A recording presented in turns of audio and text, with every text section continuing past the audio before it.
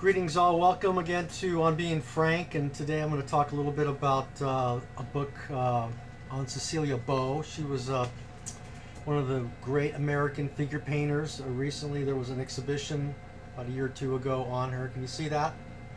The book's called Cecilia Beaux, an American figure painter. It's an interesting book. There's some paintings in here that are definitely the price of purchasing this book. I think it was about $28. It's quite a deal. And portrait of a friend of hers that proved to be quite influential. His name is Alexander Harrison, and I'll tell you why he was influential in a moment.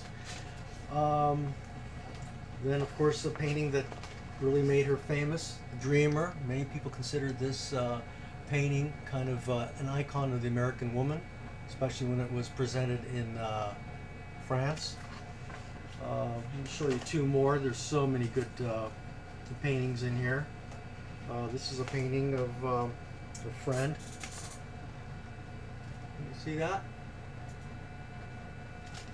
And one of my favorites, Two Sisters, The Dancing Lesson. I just love that. Okay.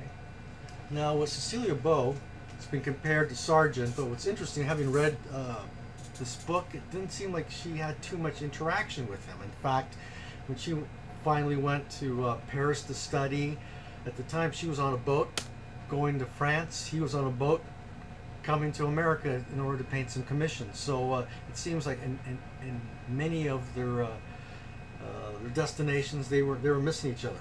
Here's a point that's interesting. This book has 4 essays. One is a biography.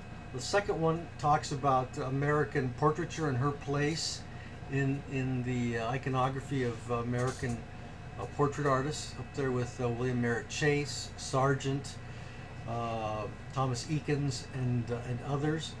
And then there's an essay on the frames in which Cecilia Beaux used. And then the fourth is kind of, I gotta shut my door because my kids are coming. And then, excuse that, but as John Lennon said, life happens while you're making other plans. And then there's an interesting essay by Nina Auerbach. She's a professor at a university in Pennsylvania, which is actually a critique of her in this book. It's a critique how, being that Cecilia Beaux was a society woman, and therefore she really had an affinity for society people. She painted the people she knew, and those of her friends in the East Coast were all well-to-do. She somehow didn't understand the common man. So in this essay by Nina Auerbach, she's compared to essentially a competitor at that time who was Mary Cassatt. And the article goes on to in some ways disparage Cecilia Beaux, as her paintings were technically well done, but essentially did not have the heart and soul, the tenderness, the humanity, the feeling, the connectedness to people. It did not resonate with the common man as Mary Cassatt. And it's interesting because this essay tends to psychoanalyze Cecilia Beaux. Her mom died, I think, when she was not quite 1. And so Cecilia Beaux grew up without a mother, without a strong female parental figure. So I guess she tries to get into the head of this detachment that Cecilia Beaux had to her sitters. She goes on to say you never really get inside the spirits of these of her sitters. Most of her sitters, in fact, the paintings that she became most famous for, were paintings of her friends and relatives. In fact, on the cover, Sita and Sarita, I think these were her nieces and nephews in which she painted. Okay, but there's another point that I thought was very interesting, made in the biography, and I think some of you who are artists who want to get more connected with alla prima and outdoor painting might want to take notice here. Essentially, she was critiqued by a friend of hers, and that was Alexander Harrison. He looked at her work. This is probably about 1880, right before 1890. And he looked at her work and he says, "Your paintings are marvelously done, but they look old." Essentially, what he was saying is, they remind me of somebody else. They look like Rembrandts, or they look like Eakins. Eakins at this time was a famous artist, portrait painter, but also famous teacher. And this seemed to spur her on to painting outdoors. So she started doing these little pochades, a French word for outdoor studies. And she started to bring in this light. And look, for which we now recognize as Cecilia Beaux, was literally born out in France when she started painting outdoors.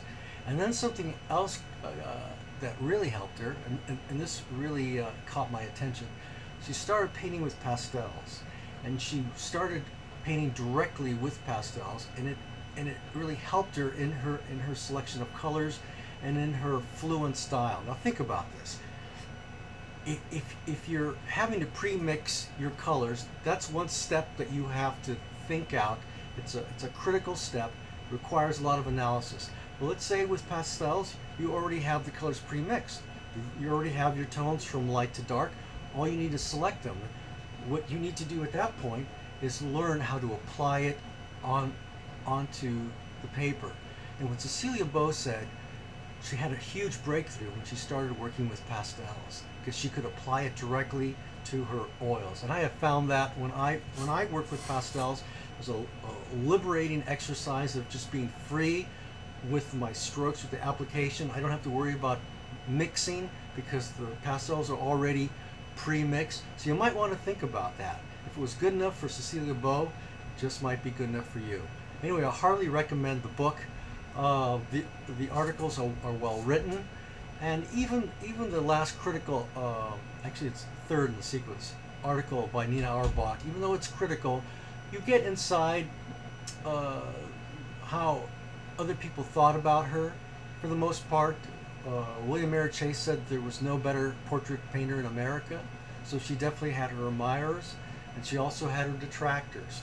So I would say the book on the whole is balanced. Part glowing, part critique. But all in all, you'll see that she was a gifted talent.